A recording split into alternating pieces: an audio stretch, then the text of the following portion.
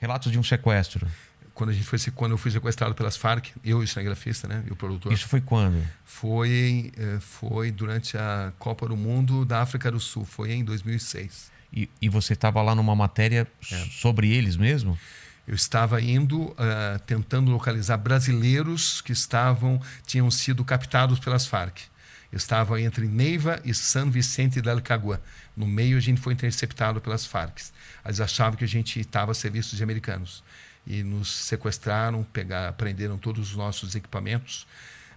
E ficamos 2 dias com eles, onde tive acesso a tudo, a maneira deles de pensar, a mentalidade, enfim, só que a gente não pôde... Não podia registrar. A gente registrou quando eles se aproximam e prendem nosso equipamento. Isso está filmado, está registrado. Tá. Mas depois foi através do relato meu, do cinegrafista e do produtor. Isso chama-se Relatos de um Sequestro. Uma experiência incrível, porque pudemos observar... Então... Eles eram, a partir do momento que eles passam a confiar no começo, eles eram muito agressivos.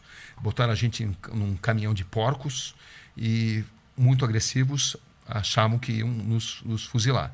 Depois que eles checaram que a gente não era enviado de americanos, e checaram a minha história, que eu era jornalista brasileiro e tal, né? Eles passaram a nos tratar muito bem. E ficamos 3 dias com eles, onde tivemos acesso a muitas mulheres que eram assim, totalmente doutrinadas à filosofia comunista, o porquê que eles agiam dessa forma, o porquê deles acreditarem. Guerrilheiras também, todos eles armados e totalmente doutrinados e acreditando nos ideais comunistas. Entendeu? Uma grande formação do porquê eles eram obrigados a usar as drogas para se sustentar, entendeu? Porque era por uma causa justa. Enfim, batemos longos papos, uma noite inteira conversando com eles ali. Todos muito jovens. Mas era ambiente urbano? Era montanha, não. floresta? Quando eles nos interceptaram, eles primeiro apreenderam tudo que a gente tinha, né?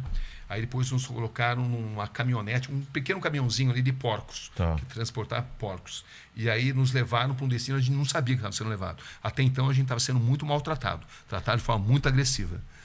Isso, inclusive, essas primeiras imagens são filmadas, chama-se Relatos de um Sequestro. Está no YouTube, quem tiver interesse em assistir. A gente coloca o link também, né, Mandíbula, na dá para ver, Relatos de um Com certeza. Sequestro. Todas essas histórias aqui, elas têm no YouTube de alguma forma ou de outra, né? O que é uma coisa muito bacana para quem se interessar em se aprofundar nesses assuntos. Mas, enfim, aí eles levaram numa fazenda, porque é o seguinte, nessa região, que é a região de Neiva e San Vicente del Cagua, eles tinham assim, um apoio muito grande dos fazendeiros. Porque eles tinham assim, um relato muito empolgante de uma sociedade igualitária, e essa doutrina ela é captada por camponeses muito pobres.